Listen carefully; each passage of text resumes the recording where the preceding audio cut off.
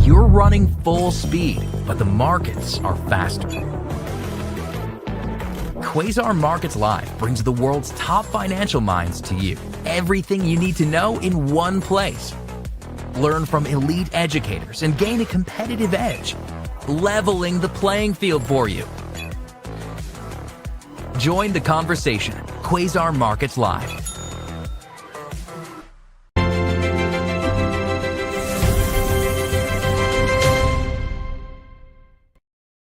All right, traders, good morning and welcome to Quasar Markets Live. After a 3-day slide, we're getting a little bit of a rebound attempt.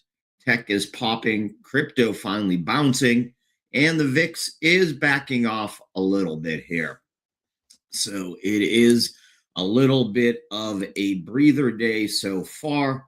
Taking a quick look here, we can see the Dow Jones, which has had a pretty solid week, had a strong much stronger than the other two indices, up about 57 basis points, and it's actually up about 32 basis points on the week. S&P up 61 basis points this morning, but down 1.87% on the week. So still weak there, weak on the month, down about 1.8%. And year to date, down about a half a percentage point, a little bit more than that, actually, the S&P. So, you know, is it just a quick relief pop here, or do we have some strength? Can we get some movement on the upside today? And lastly, tech, which we know has been really under pressure over the last several sessions, up about 74 basis points. So leading the way, tech rebound leading the way, but again, down 4.5% over the week, about 4% for the month, and down about still 2.5% year to date. So that's where we stand on the indices. The VIX back down at 20. I'd say back down because it popped up to 23 and change yesterday, but still elevated. So it does show us that, you know, while things are moving in the right direction, folks are still using a hedge.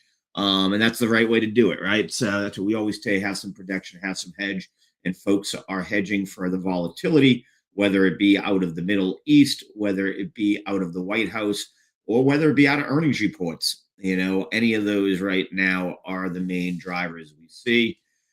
I did mention yields are still fairly firm here. The 10-year sitting right around 4.2 and the 30-year around 4.858.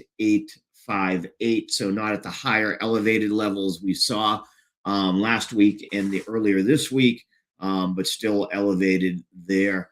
And we do see the DXY back below 98 here after touching that level overnight, down at 97.73. But again, it has been on a really nice run over the last several days.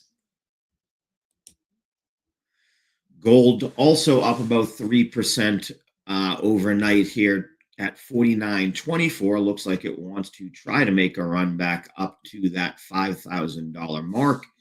And silver, catching a nice rebound after falling below 70 all the way down to 64.10. It has recovered somewhat, and we are back at near highs of the session towards 75.70 right now. Oil has gone up slightly after the U.S. did issue a warning to Americans in Iran to leave. So that's never a good sign there. And that does have oil and geopolitical tensions a little bit up this morning, except that they are meeting, I believe, now in Oman. I haven't really seen anything on the tweet deck. It says U.S.-Iran talks over for now. Okay, just literally broke on my Twitter there. So, you know, that's moving there. Bitcoin, whoa, what a bloodbath yesterday, but what a rebound. This is the type of 10% rebound we look at from the bottoms to the start of a solid recovery. I don't call bottoms and tops, but I do feel that this is definitely it's hitting the characteristics we want to see on a recovery. I do think it's a tactical bottom for right now, for sure. And, you know, probably on our way, we need to see our ways, work our way back up towards that 70 area. Actually, we go to this crypto chart. And you can see here, you sort of got your lines. We're right at the first form of recovery, which is called the shallow retracement on the Fibonacci level here, right at that spot right now, 67,200.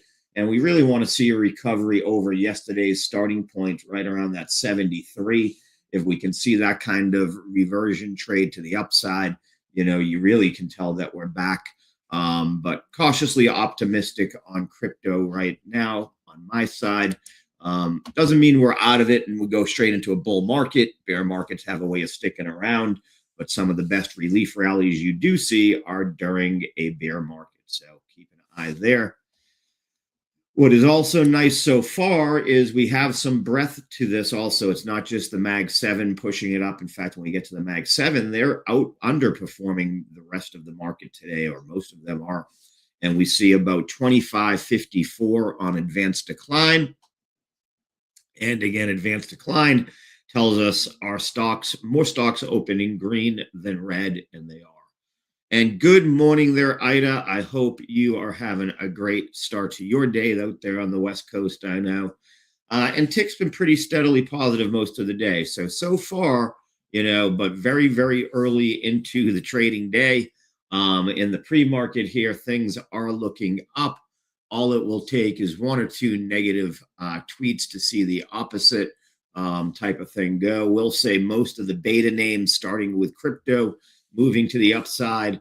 In the gainers, you also see a lot of names like ASTS up 4%, FLY up about 3.4%.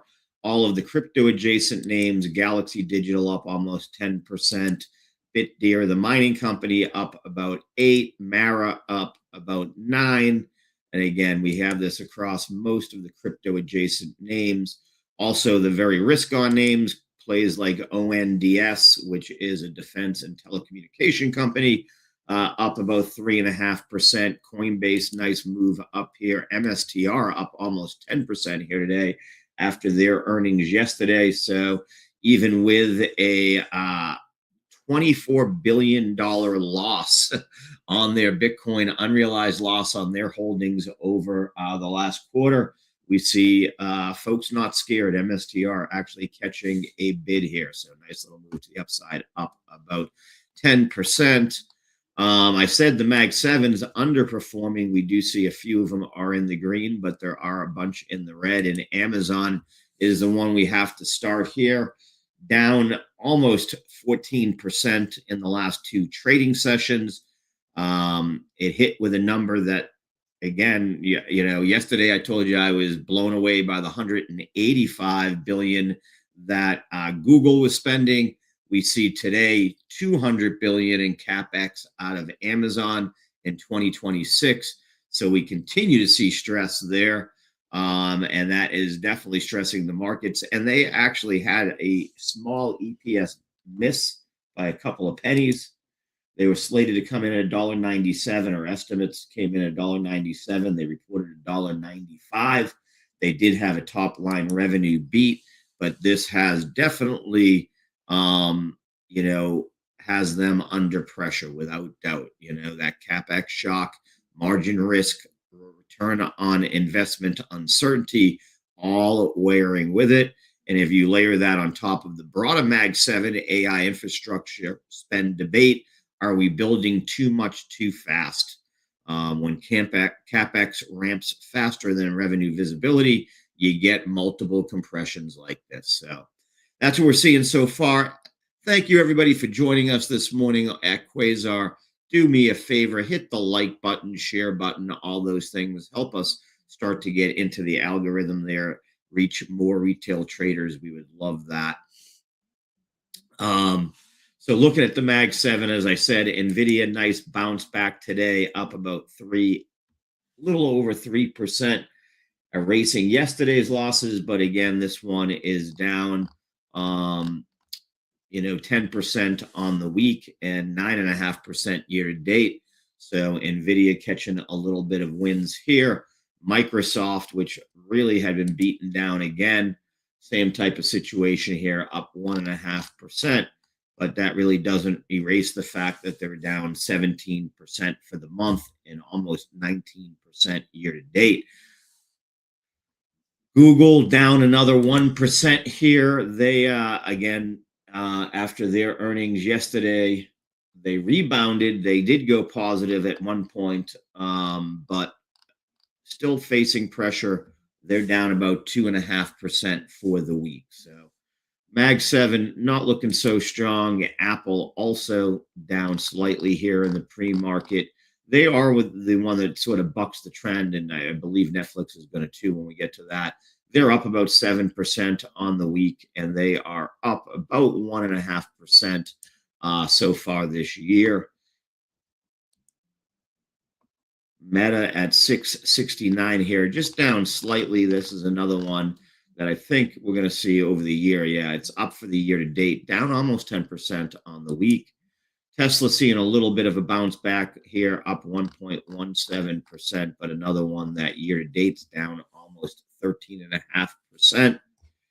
And Netflix, still the merger and acquisition talk is what's keeping that one sort of stuck where it is down about 14% year to date. So Mag 7 definitely underperforming the market. We do see some solid movement or some solid strength or breadth across the rest of the market. So we do see that working out. What we still see also is the software route in play here. It got hit hard again. That AI disruption narrative really hitting. I actually have in my gainers, I think,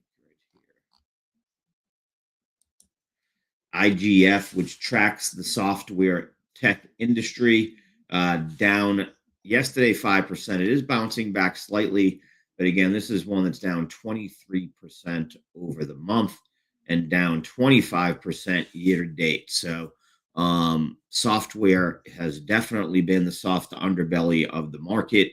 The market is pricing a world where AI agents compress pricing power across SaaS, software as a service. As I said, IGF has just been getting crushed on a multi-day slide. Its worst weekly drop since the financial crisis era. Language is back in the high headlines. You know what I mean? So it's all been about this AI tooling acceleration. Anthropic had more headlines. They were the ones that sort of started this thing. They added another layer or put another log on the fire. This morning, the announcement that Goldman Sachs is partnering with Anthropic to build out AI agents through their processes of accounting and compliance. So if you work in those two fields, you better, or you really want to make sure that you are learning, you are what they can't replace. You are the person who knows how to use the AI, how to get the most out of it, that you're taking courses that they offer it, because this is happening quickly. That doesn't just affect the software companies and their moat, because I do think we'll see integrations and we'll start to hear announcements that these software companies, that something like Oracle is partnering with an Anthropic, with a Chat GPT, with a Gemini, on utilizing AI to improve their software products. Where it is going to hurt, it absolutely is in the labor market. We've seen it already talked about, and I think you'll see that too get exasperated. I'll bring that up when BigBeat comes in at 9 and see what he thinks there. We do have some earnings winners and losers. Molina Healthcare, one of the bigger laggards here this morning, down almost 31% here. The managed care company reported a quarterly loss. Surprise quarterly loss, and issued dismal guidance for their current fiscal year. Some of the things they pointed out was a loss of $2.75 a share on revenue of $11.4 billion. So again, the street thought we'd see a little bit of a profit there at 34 cents. So very not happy with that. Full year guidance is likely to provide even a bigger disappointment for investors.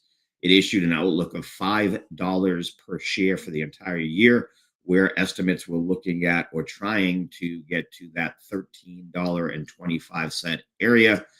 Company cited the implementation of a new Medicaid contract and the underperformance in the Medicare Advantage Part D product as the key reasons for poor guidance. We know health insurers have fared very poorly since late January, when the Trump administration proposed keeping Medicare rates roughly flat next year, up less than 1 percentage point, and well under what analysts thought. Shares of its peer Centene, CNC, are also down about 5%. And United Health, another insurer that's been under pressure most of the year, down about 2.5% this morning. Also, although it's recovered, it looks like a little bit, only down 1.21%. So it is bouncing back a little bit, but definitely stress on that sector. Healthcare has had a rough year, probably, right?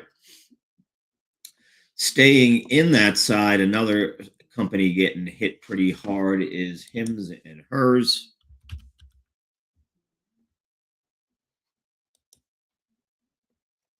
Down about 7.2% here after having, again, a week a week go of it this week. And I know I heard a couple of people who said they were, trying to catch a knife here, down about 19% for the week, down 34% on the month.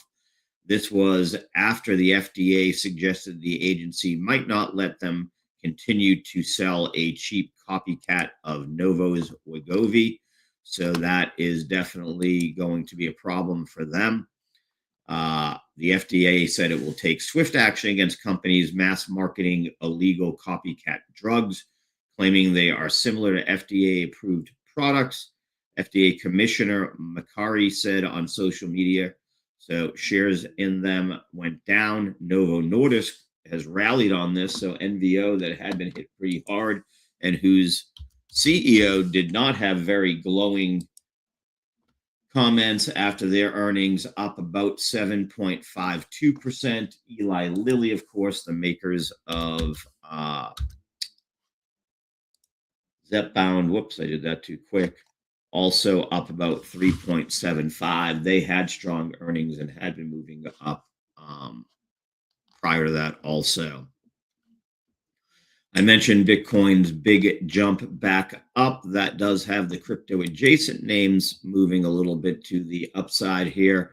And one of the bigger movers today is MSTR on the back of its earnings.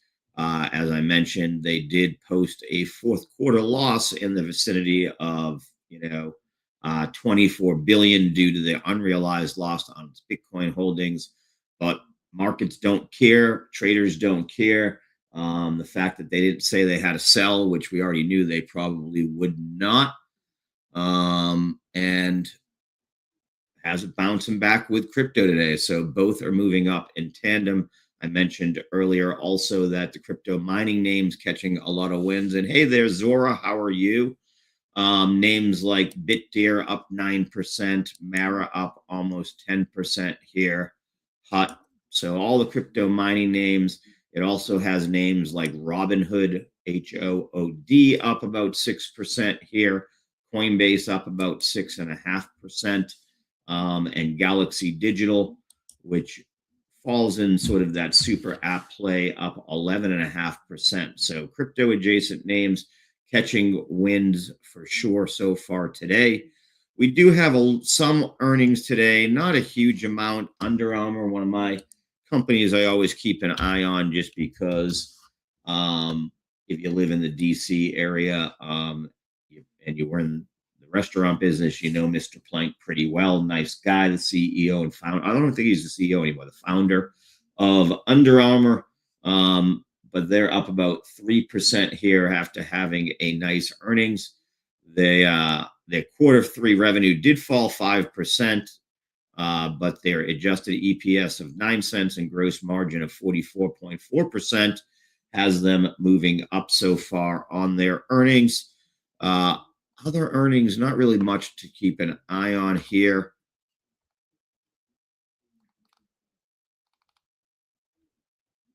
Yeah, not much else on that I'm really looking at here. The other big story still continues to be silver and gold. Both are bouncing back nicely. Silver doing its, I said when it was going down, it was doing its crypto impersonation. It continues to do its crypto impersonation, jumping up from a low of about $64 overnight, now pushing up towards that 75.40 area. Gold's trying to get back up to that $5,000 level, also at 49.25 right now, up about 3% also. So the hedges are getting some love today, but again, so is tech. When all these things that kind of don't correlate move up together, I get a little weary in the pre-market which of them will give, because something usually does, right? But we could just have, everything was beaten up so badly. Now it's that. I haven't looked too much cyclically at the sectors. Let's take a quick look here. Not surprising that energy or technology rather, is leading the way, up 1.86% by the S&P. Material sector up almost a full percentage point also. And then we see industrials and healthcare moving to the upside. Financials also up pretty nicely so far, utilities and energy. So the only things that are laggards so far is consumer discretionary is down about 1.16%. And we do see that consumer staples is down slightly, but we know consumer staples has really been moving on the upside lately, not the downside. So that's a little bit of just a probable rotation type play.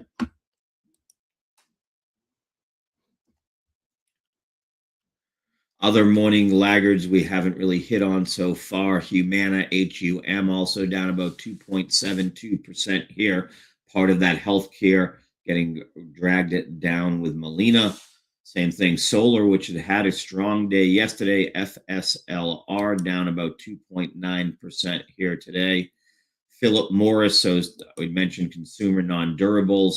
We're under a little bit of pressure. This is more of a secular rotation. These things have been moving up really nicely over the last few weeks. So Philip Morris, Hershey, some of those plays that are unwinding a little bit here. Verizon, AT&T, same type of thing there. Colgate, Palmolive. Those are most of the laggards. Same thing, transportation, Norfolk Southern, down a little bit. We'll say while most of the crypto miners are moving up after weak earnings, IREN, Iron Limited, is down here about 1.5%. So continuing to move to the downside after less than expected earnings. We did see on the other side of the energy sectors, it's still moving to the upside. Bloom Energy up about 13% this morning. Their quarter four revenue hit $777 million, up 35.9% versus a year ago. Their full year revenue reached $2 billion, and they're forecasting in 2026 for about 3.1 to 3.3 billion. So nice move up by Bloom Energy here. Another earnings play so far today, Coty, COTY, the beauty. Whoops, I hit the wrong thing there.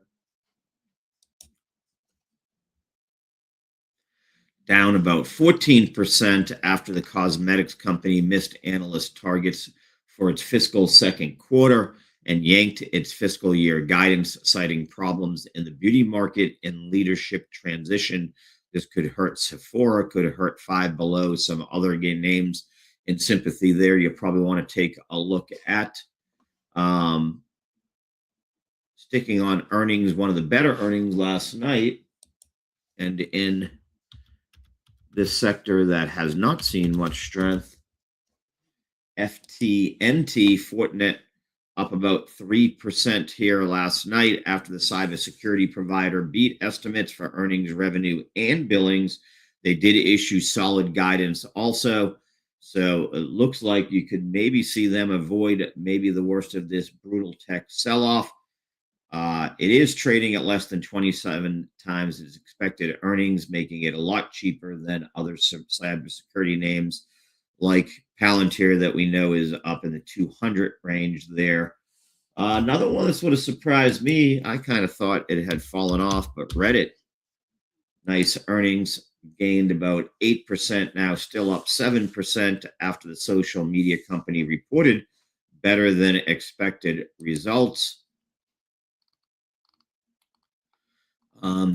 They reported adjusted earnings of $1.24 a share, had revenue just above $725 million. So nice little beat on both EPS and top line revenue. Like other online platforms, Reddit makes mostly all of its revenue from advertising, and that average revenue for the quarter came in right around $690 million. Again, beat estimates and grew 75% from the prior year. So good to see that. Their new CFO did say it was a strong finish to a standout year. They also reported fourth quarter global daily active users at about 121 million, up 19% from a year prior. So again, surprised me a little bit, but all the metrics coming in pretty strong on Reddit, and that does have them up almost 7% in pre-market trading so far.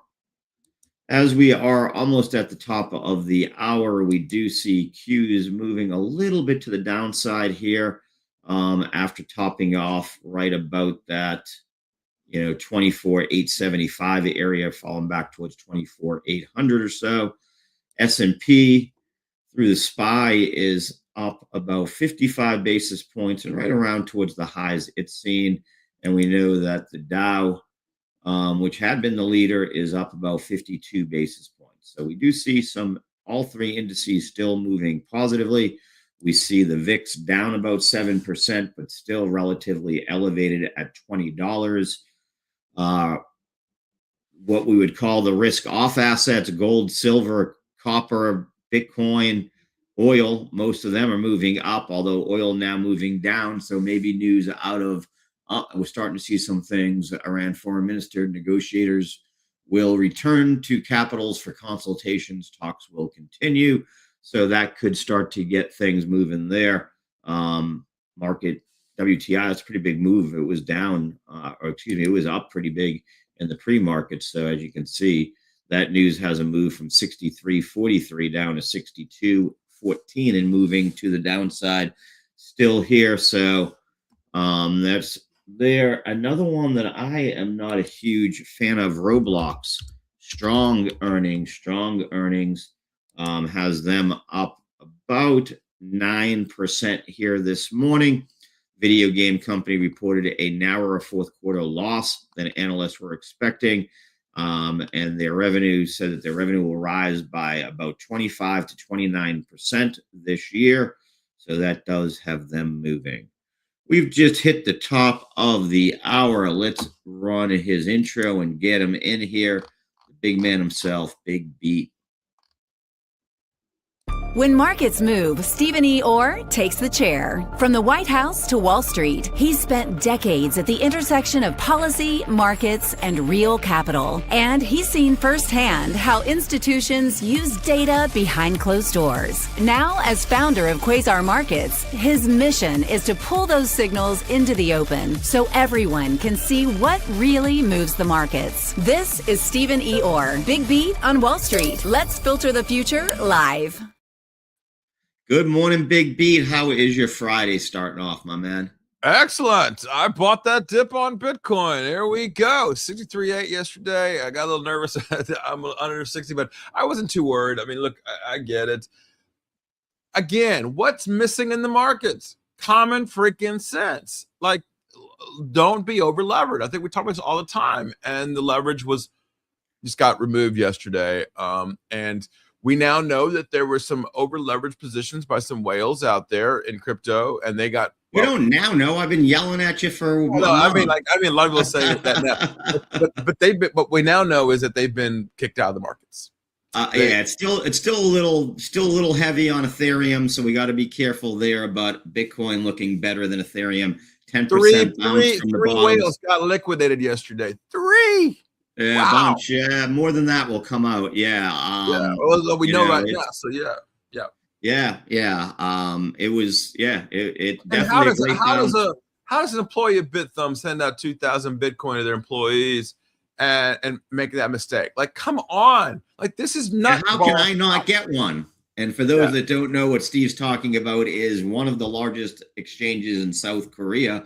BitThumb sent out erroneously 2,000 Bitcoin, which were then immediately sold on the market because those folks said, you can get my Bitcoin back, but you can't get my cash if I get it out first. So those folks, we'll see how that plays out, because usually, yes, they can, right, Steve? No, I don't know if South Korean law. Some of them could go to jail for that's still theft, right? If you still that's what I mean. I don't know. Yeah, I don't know how things play out there. I know that situation. I actually erroneously sent. Oh, we're gonna keep that. Good luck. Cops coming on the way. That's how that works. Yeah, that's yes. So yeah, and I do think that everyone keeps saying, why was I not calling a bottom? I don't call bottoms first of all, but that was the tactical bottom you want to see, a 10% bounce or recovery in a V shape, not just a limping back to the thing. So we'll see. We should be able to get a nice run up. We've got to get back to 73 to be sort of out of the woods of another retest. But I'm loving what I'm seeing there. Steve, what traders are not loving is CapEx spending in the relation of $200 billion from Amazon. So, I mean. Well, they're wrong. I'm going to tell you right now, they're wrong. And I'm going to be on Schwab today at 2:30. Those of you who want to watch 2:30 today, I'll be on Schwab Network with Nicole Pedalides, my friend. Look, the spend on AI is exactly what's happening. It's not hype. It's not a bubble. I heard I'll talk about this today on the show, but Dario Amodeo from Anthropic said, look, 6-12 months from now, developers are going to be a thing of the past. Now, it's a little rough and it's a little harsh, and it's not probably going to be true. It may take a little bit longer. We're going to need developers, but not the way that we use them today. They're going to write most of the code, and it's about making them more efficient. And that efficiency is going to be very prevalent in this. How much money do they spend on AWS? I can tell you it's a huge number. How much money do they spend on developers? It's a huge number, right? And what we're talking about is getting rid of that, making the people that are there more efficient. We don't need 20 developers if we just need one, making them more efficient. One developer running 20 agents is what we'll say. Yeah. Steve, in that same way, one of the things I've been railing about, as you know, is how AI is going to replace compliance and accounting, and how blockchain was going to do that. So now you have Goldman Sachs working with Anthropic. And why this catches my eye is this isn't a play on displacement of SaaS, because we'll get to that next, and I have my own thoughts there. Mm-hmm. But what it is it's a labor shift, right? That you've been talking about here for months, that people are sort of missing under the currents there, which is this is going to affect labor more than it's actually going to affect some of these software companies. Well, the question you have to ask is, are we in a recession And we're hearing a lot of companies already talking about the recessionary side of this. So they're front running this by laying people off and saying, hey, okay, if we're going to lay them off, we got to have a narrative. Why are we doing it? Well, we see the narrative because I am going into AI, and AI is going to do this, this, and this, right? Counting, all the things we just talked about. And that's happening, right? So it's increasing the chances of a recessionary period, of which obviously we're seeing it in the stock market yesterday, where companies are like, you know what? Guess what happened in the month of January? The biggest sell-off was not from retail. It was not from institutions. It was the people in the companies selling their own stock. Insiders, wow. Insiders sold at the highest rate in history. So they knew what was coming down the pipe, right? It's like the Nancy Pelosi of the right. markets. Yeah, know, I mean, right? That's absolutely, that's a, you always look at insider selling for sure. And what's tough is on these mega caps, it's hard because you're like, hey, they got to pay bills too. They haven't, you don't see it. When it hits a smaller company, it affects the stock right away. And you see these things on these bigger companies. We usually sort of explain them away as, hey, Elon has to eat too. But in this case, you're right. It was a predecessor to this. And to follow what you're saying, Steve, it's, Amazon spending isn't bad. It's just hitting the market at the exact wrong time when investors are de-risking anything that looks like spend now, monetize later. The whole world has been that way since the beginning of time. Spend money now, monetize later. If you don't believe me, just ask Amazon. 16 years of losing money before it made money. Today, 1 minute of money is equal to 6 months in the beginning, right?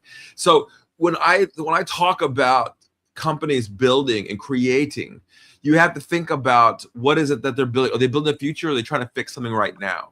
And these companies are building for the future. Amazon is not going, well, I'm going to spend all this money and hope it comes out. They know exactly what they're spending it on. They know why they're spending it. When Mark Zuckerberg was building WhatsApp, people are like, well, I need WhatsApp. I've already got 25. I got AOL Instant Messenger. I don't need another chat. Well, you do. You don't know what you don't know. That's what they're saying to you, right? We're going to make a better way, and you're going to play with it because I'm the one building the software. So when I hear, oh, we don't need another mousetrap, I heard this the other day. Someone on social media goes, we don't need another thing. That might be literally the dumbest thing I've ever heard, because that is literally the basis of the American psyche. We build things to make them better. We don't need another. You always make it better, right? We don't need a car because we have a horse. I mean, that's literally as stupid as it sounds, right? So when companies are building, they got to spend money, and they got to spend ginormous amounts of money.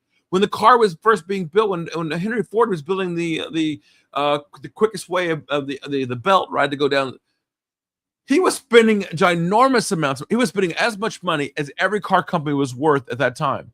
But major investors were investing in Henry Ford and saying, yep, you know what? The assembly line is going to be good.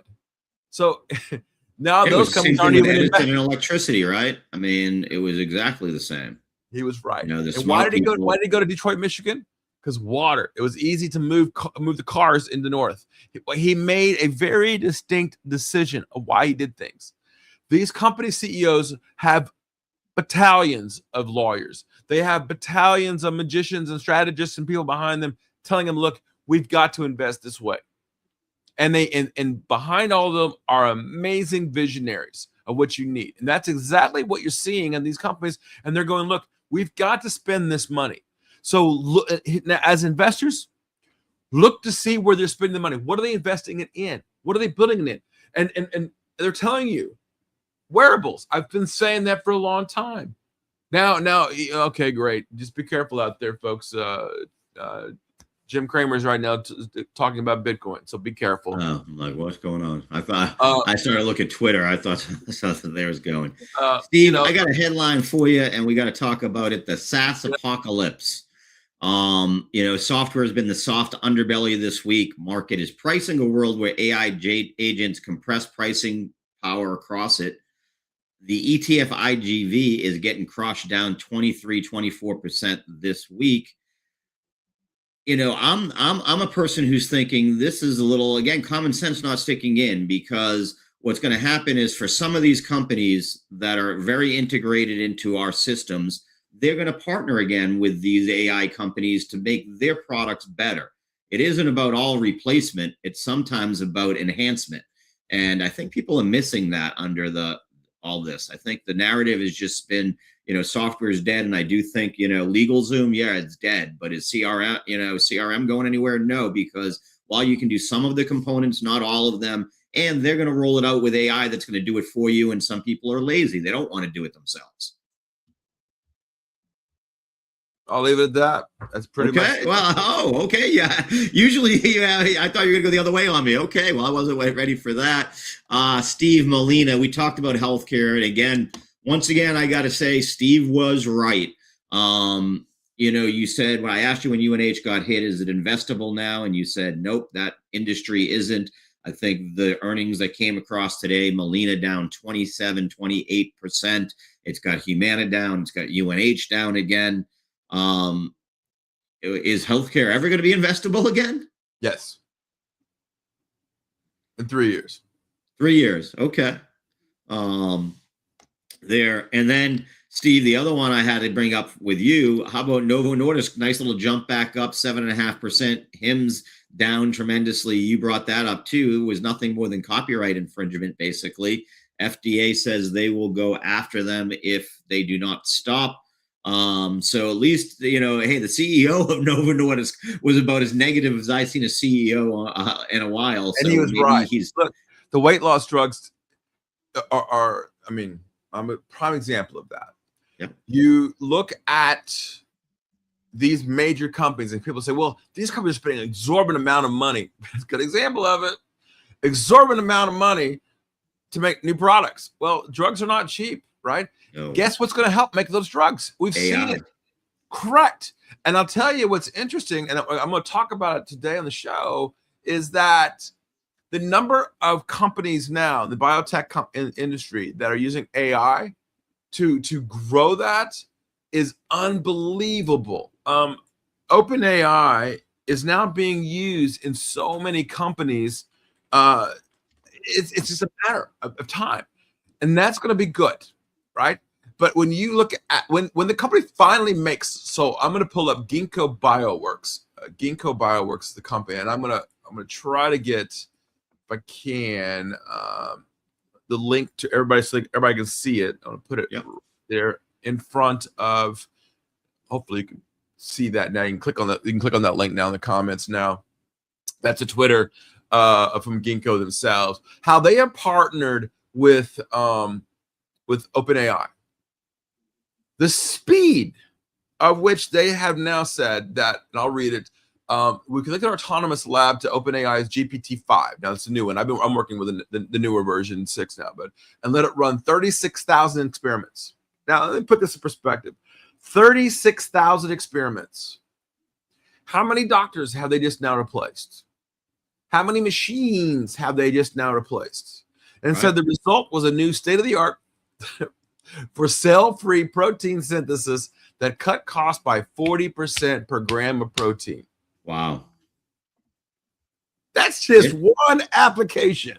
Yeah. That's why your SaaSes, and you just said, that's why I agree with you, are gone. They're done. That's why developers are done. Right? And yes, I will tell you right now, the videos that we produce are not completely quality, right? There's mistakes. They make my face look a little different. Look Indian or the right. I get it. But think about 3 years ago, where AI was. You couldn't do anything, right? Yeah, the speed. What's AI going to do? That'd be 40% replacement, 5,000% replacement. And I had this discussion in New York not too long ago to dinner, and I'm like, I'm sorry, I get it. You have 6 doctor's degrees. I get it. You're going to be running all these. You're going to be needed, but 90% of your doctors are not going to be needed, right? Go put those doctors back where they needed, back to go taking care of me, right? So there's a shortage of doctors in the world. They're going to go back, but and I want to see more doctors educate, going back into the schools and educating new doctors, creating new doctors. That's great. Right? It's not going to be where the AI robotic just sends out a pill and says, go take this and go home. That's not going to be it. They're going to give you, and they're going to find those problems faster. Efficiency. I've said this a million times. It is literally the reason AI is here. So find those companies as investors that make that happen. And that's going to be those companies that are actually producing. But also in biotech, look to see companies that already have a good pipeline, that have a good reputation with FDA, that already know how to produce these drugs. That's going to make them more efficient, and Ginkgo Bioworks being one of them. So look for that to happen. Look at CRISPR. CRISPR is not going to move even faster. I remember the day we talked about it. I was in the administration. Yeah. We had mapped the genome of the DNA. Look how many things it's produced. Do you know how much money was spent in the manufacturing of machines to actually map the DNA and the genes? Completely crazy amounts of money. It was about $80 million. Wow. $80 million to make Dolly. Okay. Today, $80 million. I mean, we don't even talk into millions, we're talking to billions, and now we're talking about trillions now. It's a big number today. It ain't a big number 20 years from now. And the number of things that are going to come out of it are exorbitant. So when they are spending the money, look to see it. Don't penalize those companies for doing that. Embrace it, because it's coming down the pipe. Absolutely. Absolutely. Steve, got to talk about it, right? Gold and silver. Is the debasement trade back in again? I mean, I can't figure out which way this is going. Silver is looking like Bitcoin these days, and gold looks like it's headed back to 5K. What are you seeing out there? The talking heads for gold and silver was yesterday. It was banging on Bitcoin all day. The more that they talked about Bitcoin, the more I bought. Every time Peter Schiff made a post, I just bought more Bitcoin. and it's paying off, right? But it's not a bad thing. And I like Peter, by the way. I've met him several times. A good guy. Got pictures, hugs, and everything else. He's a good guy. Okay, he's talking his book. And gold and silver is exactly what I've been saying since day one, and I agree with it. And we've got Peter Thomas on our show all the time. I love Peter as a friend, and he's a founder of this company. Okay, so let's talk about that. Gold and silver, I can't eat gold and silver. I can't eat Bitcoin. So the argument that if the world goes to hell in a handbasket, you need gold and silver. None of them are going to be worthless, or they're both worthless, right? Oh, you're not going to trade your silver for a cow. Your cow's going to be worth more than silver. Okay, so stop that nonsense. Now, do major companies hoard gold and silver? Yes. Do they hoard Bitcoin? Yes. So stop the nonsense. All right. Even the people who think the world's going to fall apart, the Ray Dalios, they may be right, still own Bitcoin. They still own gold and silver. So they carry a combo. Yeah. They have right. And I personally asked Ray, I said, Ray, what's the percentage? He said, see, 10%. 10% what? Man, about 10% gold, 10% silver, 10% Bitcoin. Today, he's saying both of them, all three of them. So 30% of his portfolio is in Bitcoin, gold, and silver. Okay, even he's upped his numbers in Bitcoin. Okay, the guy that thinks the world's going to fall apart. So, yes, invest in Bitcoin. Yes, invest in gold, invest in silver, and put it away. Don't triple lever it. I triple levered to the downside when silver hit that was nuts. 121. Come on. Well, 20 to 120 in less than 6 months. Come on. No.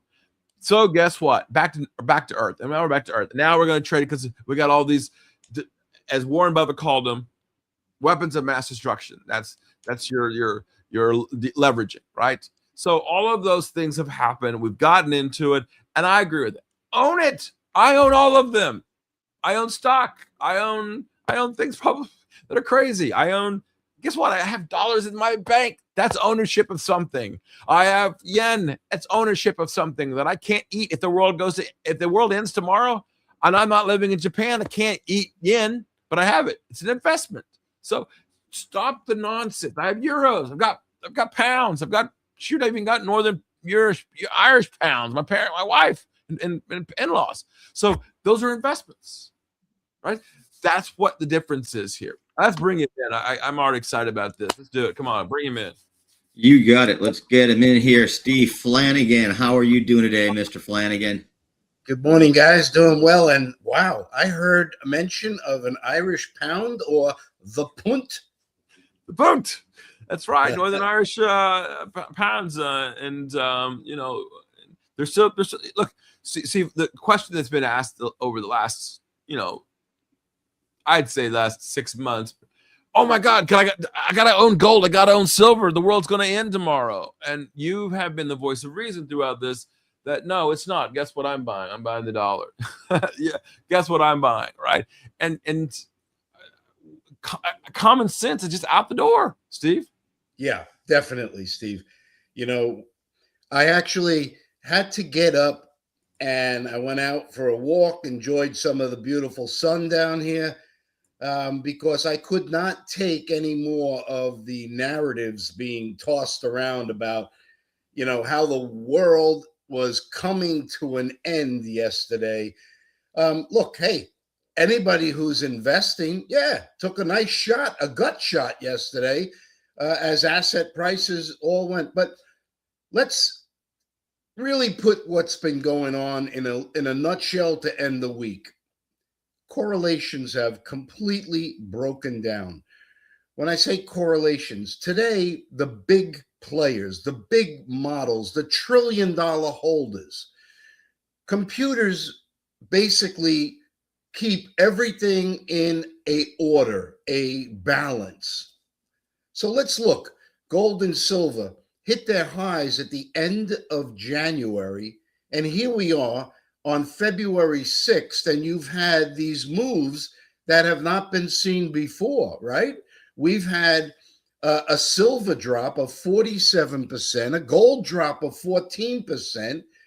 And if I go to Bitcoin, because crypto is a part of people's investments, as Steve and Howard just laid out for us, if you go to the October high, Bitcoin is down 52%, with 20% of that move down this week.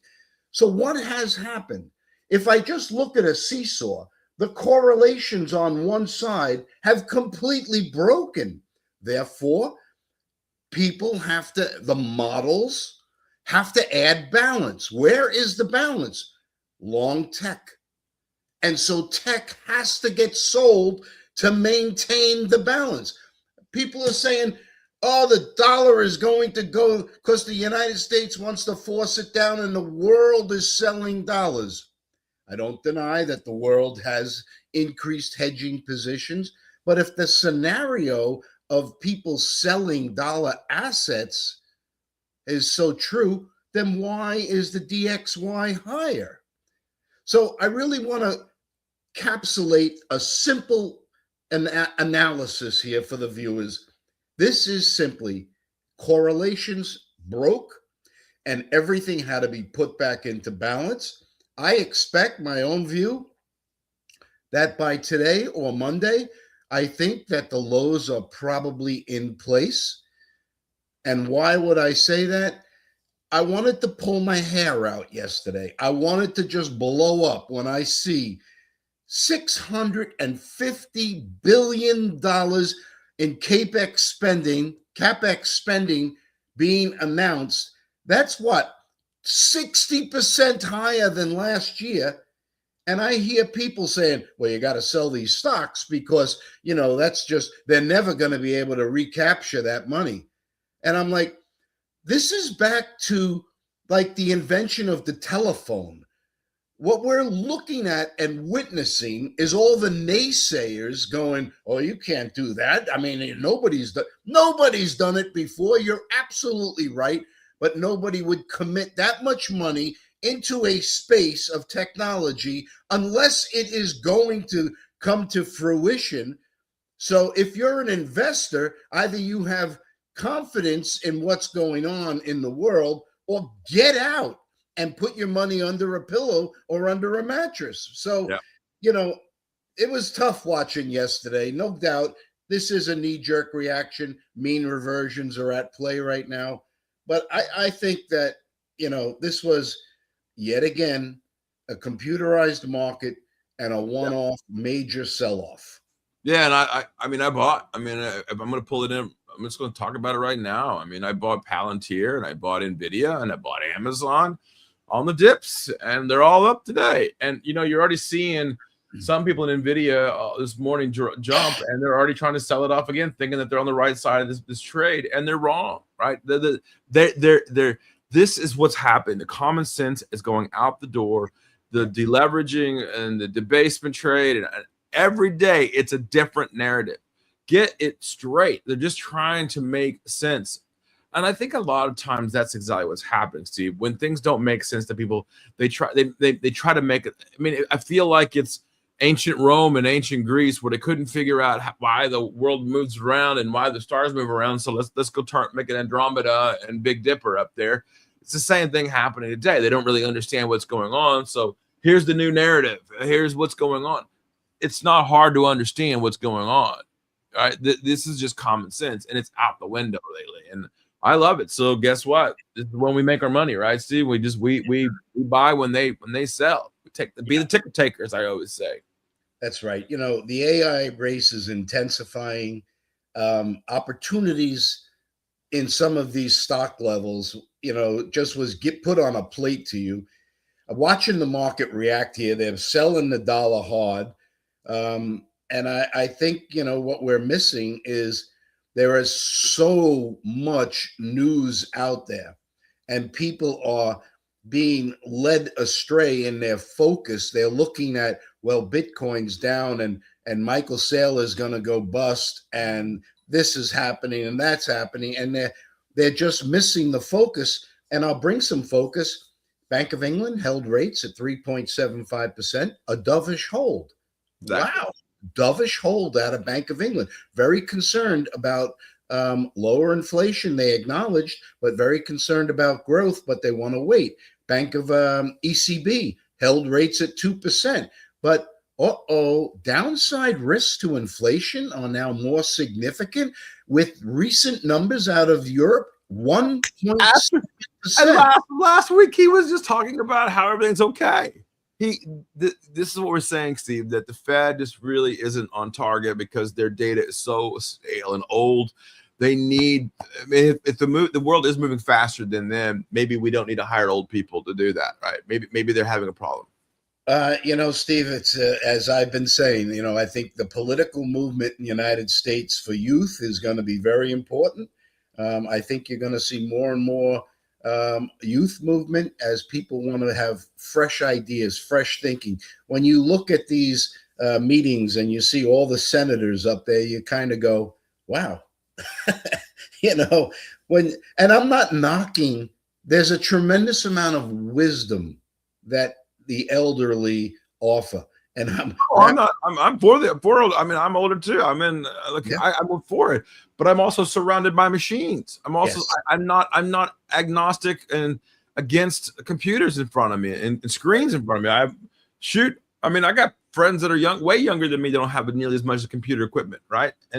But what I'm saying is, if the Fed can't use these software pieces, then we have a problem, right? I mean, they need to think about that. Yeah. And, you know, I think what you're going to see, I mean, let's just fast forward. And again, as an investor, as someone who's looking and putting money in the market, you got to be peering through the windshield in front of you. You've got Fed Moran. You've got all these new people in there starting to talk lower rates. And you've got a new governor coming on saying, hey, there's a lot more tools than, you know, that the Fed can use, but also wants to pull the Fed back. Why are we so on the edge of our seat at every Fed meeting and every word? And we shouldn't be. We should not be. Not with $650 billion going into CapEx spending. That's where we should be looking at the growth ahead. 30 seconds ago, Fed's Bostic says he thought he was doing the right thing with Fed trading rules. Then why are you a Fed governor? I mean, you shouldn't be a governor if you don't know your own damn rules. The reason you're the governor is because you are the best person there, right? So I don't know that he's digging himself a hole. I don't know. Yeah, I don't know. All right, here we go. We got about 5 seconds here to the open. I've got the queue sitting here ready to go. Let's see what the first trade, the basement trade is on today. Yep. We're slipping below the 600 handle here. 67,000 there on Bitcoin, pretty much quiet. Nvidia up 2%, Palantir about 3% here. I expect us to go higher. I think once this first bit of selling, these are retailers that couldn't get out before the pre-market. trying to take some profit. I think they're being silly because I think institutions are probably 67.2 now, 67.3 now on Bitcoin. Starting to see some buyers. 67.4 now on Bitcoin. Moving fast here now. Amazon down about 8%. I am going to buy some more Amazon here. I like this. I think it's Amazon's smart move here for me. There you go, 67.5 now on Bitcoin. Opportunities, Steve. These are, I think the market is misdirected right now. The ferocity of the move we have to respect. So yeah, if you see a pop, there's going to be a lot of people saying, why didn't I get out on Monday when I wanted to? And there's going to be a lot of selling on the up move, and they'll probably just chase it again, like FOMO. And we don't chase here. We don't do that. And that 67.6 now on Bitcoin. It's going higher now. Palantir. Yeah, I bought some Amazon here, folks. For those of you, yeah. So I like this dip on Amazon. Yeah. No, I don't take my whether buy or sell. We don't do that here. But I do like this Amazon under 200 was kind of nice. So right at the 200 handle, I do like this. If you look at a daily chart on Amazon, I mean, this is giving it all back. I love it, 250. So I think we are probably going to get a nice bounce. I'm buying up starter position. He and I talked about this, Steve, yesterday. What you dip your toe in, right, Steve? That's right. You got to start small. There is, with absolute incredibly rare exception, do you go all in. You always start off small and build a position, because once you jump into the pool, you know very well how the water feels. Hey, it's not so bad after all. When I dipped my toe, it felt cold, but now that I'm in, it's pretty good. And that's when you begin to build. Now you're watching it because you've got, a stake in the game. So this is going to be a very interesting day, a very interesting weekend. Again, this is a Friday. Why do you say interesting weekend? What should we be looking for in the weekend here? Two things. One, Iran and U.S. I mean, that's huge. I mean, and why do I say it's huge?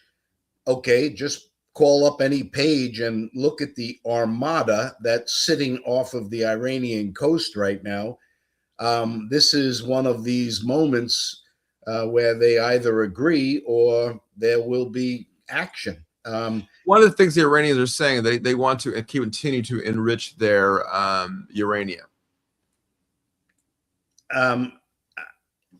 Steve, I think at this point you have to say they can't be trusted on enriching uranium and not using it in a nuclear bomb. The second part of that is if Iran gets a nuclear bomb, then Saudi Arabia is going to want a nuclear bomb.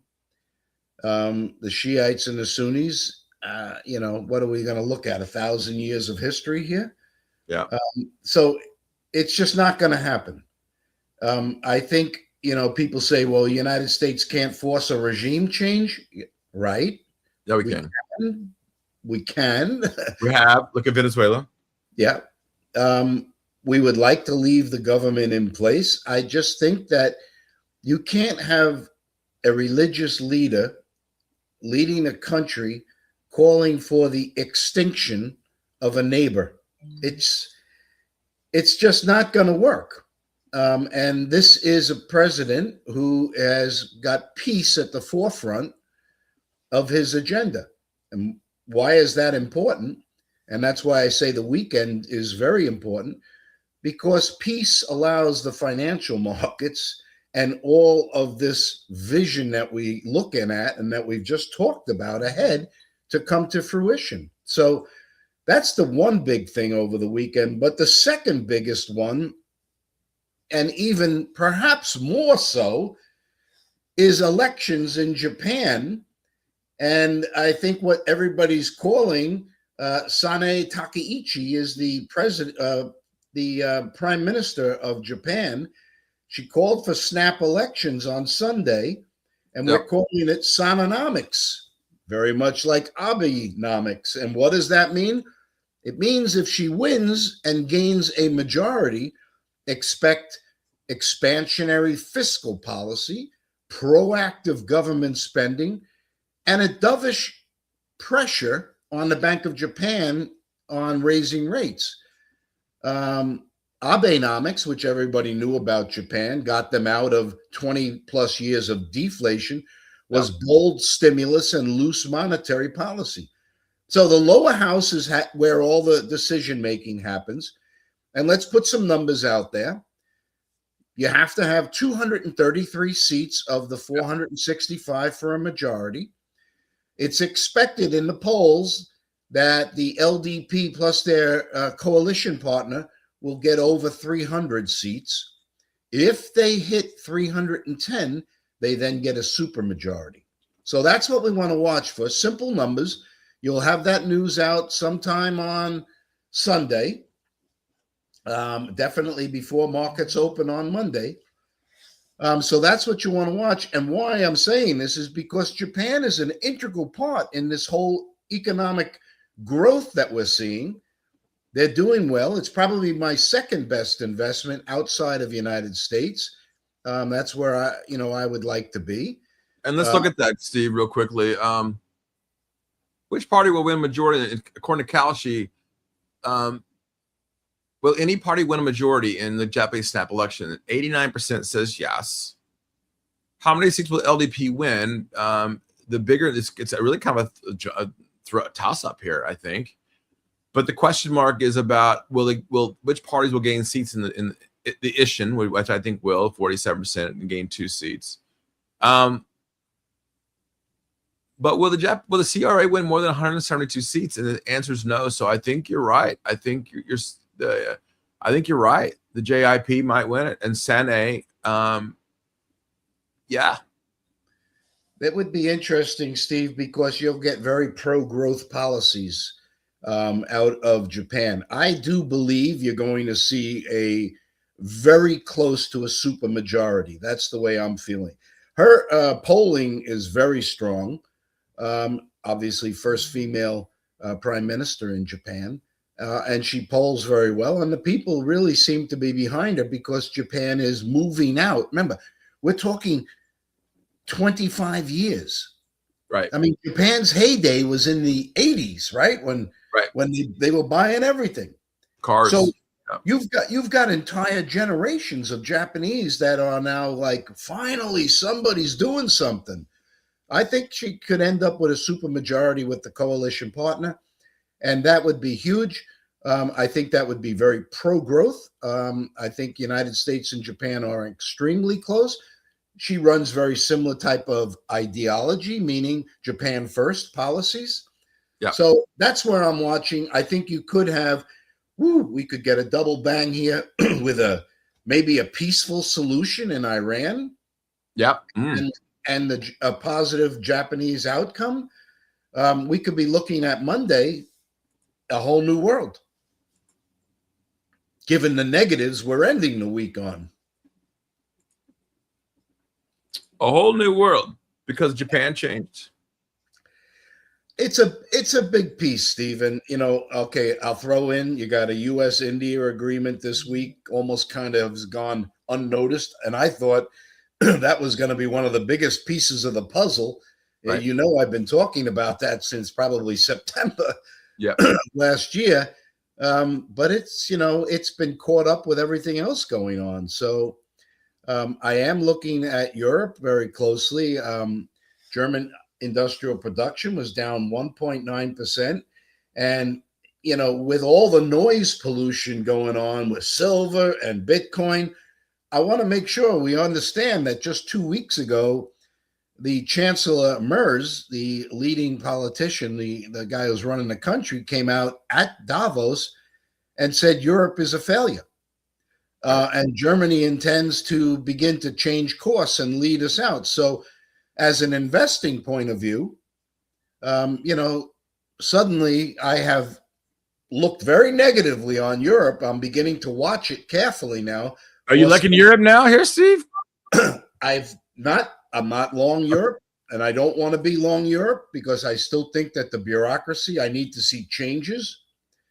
But I am watching it carefully. And I will say another thing that went into all the noise pollution and people missed was a number of the European Central Bank members talked about monitoring the exchange rate. Whoa, boy. Yeah, Because that is interesting. Yeah. you peaked over 120. A stronger European exchange rate, meaning that euro dollar moves up to 120, is going to really hinder their exports to the United States. So what would they do with that the higher euro right now? Would they spend more? They might not come to the United States because they're pissed off the U.S., right? Well, they are fully invested. Let's say, when people say Europe is selling, Europe has hedged themselves in the dollar, but their investments, I mean, the U.S. markets have been, up until this week on fire, right? Coming off of all-time highs. So a stronger euro does not change anything. It just means that the export sector of Europe is going to have more difficulty in selling its products overseas. And that's a drag on their economy. Oh, and by the way, their economy is projected to be 1.4% growth for the next 2 years. Wow. So a stronger euro would weaken that situation. And I don't understand how you can have, inflation now at target, under target, and have growth of 1.4% that you're projecting for 2 years, and nobody's saying that's unacceptable. Right.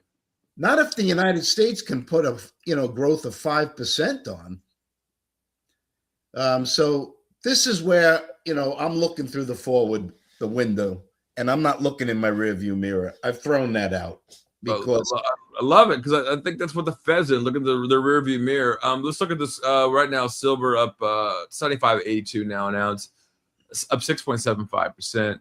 Amazon still 202, got as high as 204, something there. Bitcoin is 68,000, right back up, Steve. In about 5 years' time, maybe more, somebody's going to write an awfully good book on what just happened and transpired.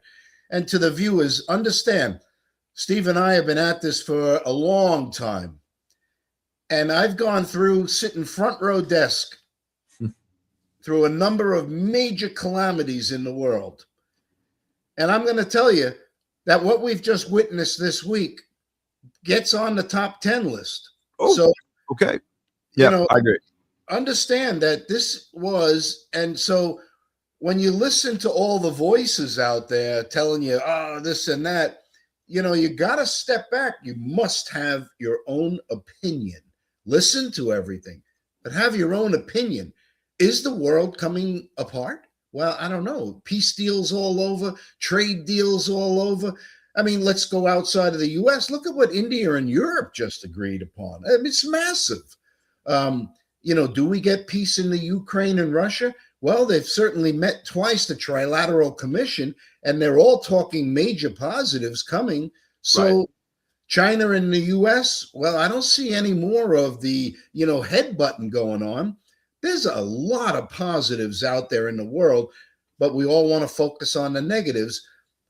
Somebody has been caught in the metals market, or some people, or a group, because of the rapid rise up. And now it's come back down, and somebody engineered a good move down so they could cover positions. No fat fingering? Do I have facts on that? Zip. No. Fat fingering. Was there a fat finger coming out of this? No, Steve, I'm not going to go down that. I mean, I've seen fat fingers, in markets over the years, but no, I don't think so. For those of you who don't know what I mean by fat fingering, it means when using the buying selling machines, the DOS traders or whatever you're using, that maybe they added a zero to that number that they were trades and made mistakes. So you don't think there were any mistakes being made in this last few days? In the last few days, Steve, no. The last few days, you hit the breaking point and people cried uncle. Okay, I agree with that. There were a few places where people sent too much Bitcoin or small things, but it wasn't like we bought 5 million shares of something. They actually meant to buy 500 shares of something. Yeah, and I've been forefront in watching those events happen over the many 30, 40 years that I've traded. I've seen those, and I always say, when you see a fat finger, which is somebody said, I want to sell 5 and hit 5 million, there's a lot of checks and balances against that now. Trust me, those things. I love the story of the guy who slept on his machine. Yeah. Oh boy, Steve. Yes. But when you see those type of moves, everybody headlines, it was a fat finger. Somebody mistakenly sold. The question I always ask, who bought? Who bought? Yeah, somebody had to buy. Somebody had to buy. Somebody's on the other side of that trade. Yeah. We used to call them, they're hunter-killer models that are out there in the marketplace, automated bots. And when they see standard deviations that have not happened before, like this week, they come in on the other side. And makes sense, because unless the world is coming apart, then these moves are emotional outbursts or margin calls, and they go one way. Yeah. And these are opportunities, and you must keep a level head. And that's why I'm telling you, yesterday, I literally shut everything off and stopped. Like after 2 hours of trading, and I said, you know what? I'm done. I'm not touching anything, and I can't hear this anymore because I know it's all wrong. NVIDIA is now up 5% here on the day here, Steve. I thought NVIDIA was done. I thought that the Chinese were going to screw them over, and they're done for the world. I mean, this is crazy. This is why that's why you buy. We talked about that Wednesday, Steve. I think you actually were looking very positively at that, taking advantage. I'm still long. I ain't stopping. Yeah. No. Look at this. So, NVIDIA now up 5% here, and Palantir up 4%, and Amazon now it's back to 204. So, folks, I mean, this is what you do, right? We take advantage of these nonsensical moves, and we take it to the bank. And the correlations are coming back on. So what is that? Look at the dollar index. Dollar index has already moved down to 97.59. When I started, it was at 97.75. I was going to talk about, are we going to see a higher dollar index? I do think that we will. But right now, the correlations are all resuming, because people are saying, if NVIDIA is up 5%, well, for the last 4 weeks, I sell the dollar index. And so that's what's beginning to happen. And this is what you need to look at. The other point I would say about these moves, understand when they happen. The whole silver collapse happened in pre-market trading. Yep, it did. Mm-hmm. And that's very important. It doesn't mean that you go long, because you would have gotten crushed in silver had you done that. But what it means is that the origin of the move happened before the full market could trade. And that means you've got to say, I'm suspicious. And then you look for your opportunities. We've already pulled $2 out of Amazon here in just the last minute here. I mean, what it means is all the models, all the mean reversions. Remember, these are computer models. They're saying, and understand the way they work. If I say sell 2 at 10, and I only sell 1, and the next price comes back 8, I go, oh, now I have to sell 5. And I only sell 1, and the next price comes back at 6, I say, now I got to sell 50. And that's the way it spirals. And then pretty soon it just backs up a dump truck and dumps it out, because that's what the computer model says based on the price input. And then when it comes back 6, 7, 8, and it starts going the other direction, the computer model has to reverse. The funny thing, I always had something on my desk from an economist headline back in the late 80s, and it's markets are in perpetual motion. They are, yeah. And so eventually something hits a point and you begin to see the moves that Steve's highlighting. I'm getting quiet obviously because I'm liking this this move here. Eli Lilly up 3% yesterday. Everybody's thinking the world was going to die because of Eli Lilly, and all of a sudden now it's back. It's crazy. Yeah. Yeah. Here comes Amazon now being Scotiabank says still outperform. I mean, it's still, they all like it. So I'm still here with you with them. Yeah. Yeah. I mean, look at Google and Amazon's earnings. Were they bad? Nope.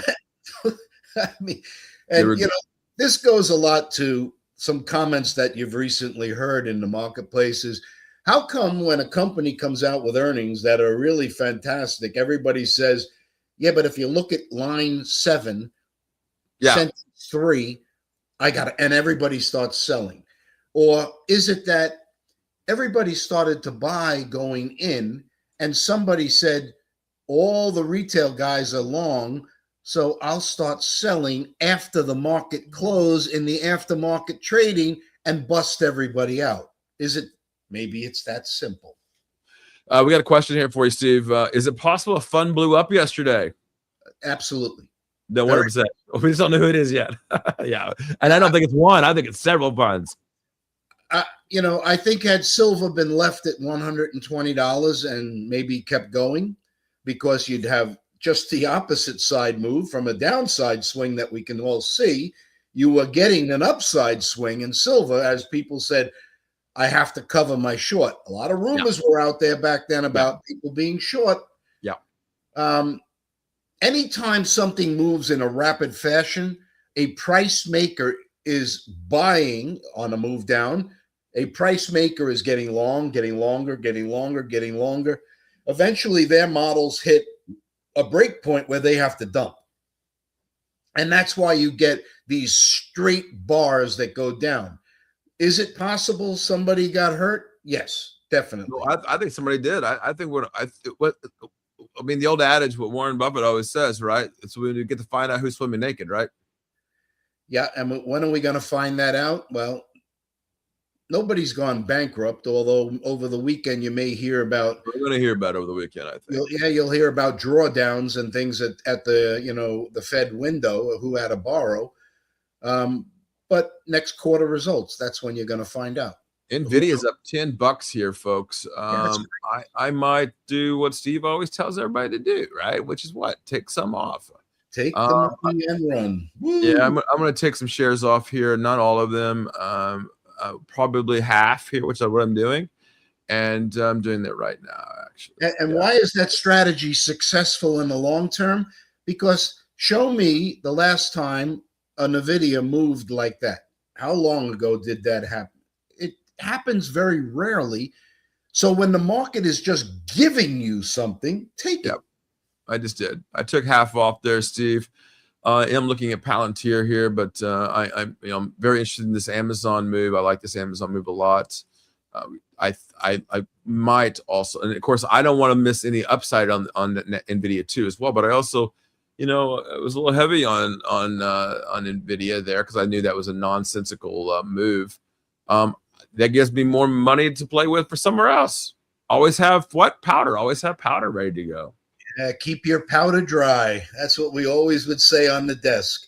When you're uncertain and unsure, keep your powder dry, because eventually an opportunity shows right up on your plate.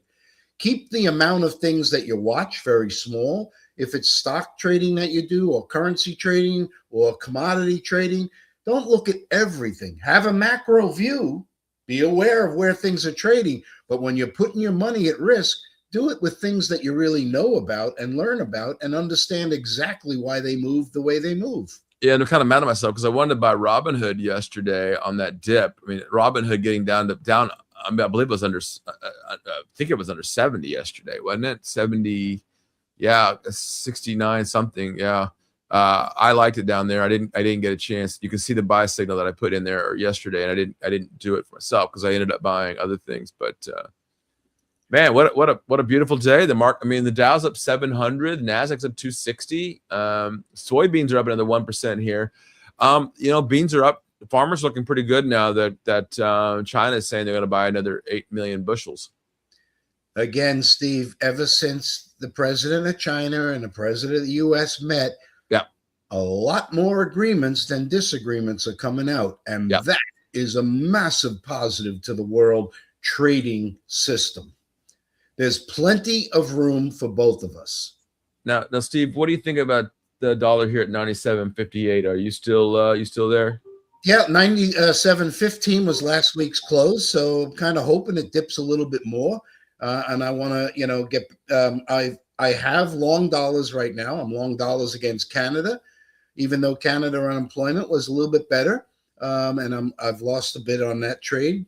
I still like the dollar versus Canada. I like the dollar versus the yen. I think if we see Takaichi win a majority, I think dollar yen could actually trade up to the 160 level, which I would exit anything above 159. But I do like the dollar there. I have a small position in short euros because I do think that Europe, again, after the German IP data today was minus 1.9%, they're still in the thick of the woods. And, with inflation decreasing and suddenly the ECB concerned on an exchange rate, I like the short euro. But overall, I do expect everybody back in the trade. So I do think we could see a low of, say, 97.30. And I have a tight stop. If the dollar index breaks today, 97.10, I would be out of my trade because that sets up a lower weekly close. Love it. I love it. All right. We are getting close to the top of the hour here. Quick run through 68,000 now on Bitcoin as the selling yesterday is gone. It's done now. Looks like we're in the linear regression, so be careful. There'll be some machines that will be looking at this here and going, okay, like a time to sell, but I don't think that's the case. I am still long Nvidia. We took a little bit of profit of it when it was up $10. So here it is at 9. Could continue to run back up there. Oil, another question mark around it. I think oil might have started to balance out a wee bit. I do like Apple here. I liked Apple in this bounce here. Apple did not take a beating yesterday. It was one of the few that were in the green yesterday. So that should tell you a lot. It weathered the storm. Yeah, well, they still have a huge war chest of cash, so they do. And look, I think that they're doing the right thing when they're looking at AI. They're looking to partner with OpenAI and Gemini and other companies. So I think they're doing the right thing there. All right, Steve, it's 10 o'clock here at the top of the hour. We'll let you go. And for those of you watching us here at Quasar Markets, thanks for watching. And got a couple good shows today for you. So I'm looking forward to that too as well. All right, for all of us at Quasar Markets, we'll see you tomorrow or Monday.